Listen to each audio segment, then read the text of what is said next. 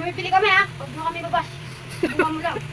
Tawang-tawa nga ako sa mga customer ko kahapon, yung mga bata dito sa amin. So ito nga mga mi, nagtutupi na ako dito ng mga damit. Ito nga inilaban ng asawa ko nung isang araw. Kaganapan ko to kahapon. Tumayo nga ako dahil mayroon nga mga bumibili sa akin ng bond paper.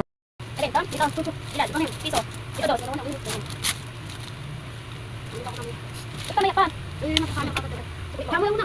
Nagtataka na nga ako dahil sunod-sunod na nga sa akin ang bumibili ng bond paper tong mga bata na to, kaya napatanong ako kung para saan. Akala ko may project lang sila. Pumipili kami ha. Yes! Huwag mo kami babas.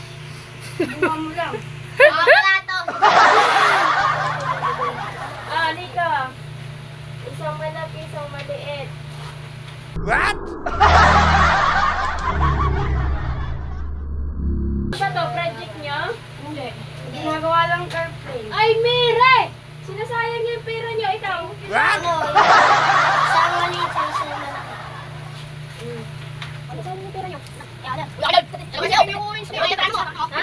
Katapos nga nilang bumili, ito na naman bumalik nga ako sa aking pagtutupi dahil hindi pa nga ako matapos-tapos dito at ito nga may nag-order din sa akin. Ini-stop ko nga lang yung aking pagtutupi pag walang mga nag-o-order. Ganito nga lang yung kaganapan ko dito sa loob ng bahay. Pag walang bumibili, ayan magtutupi ako. At ito nga mga minaawa nga ako sa isang bata na bumibili sa akin ng bond paper.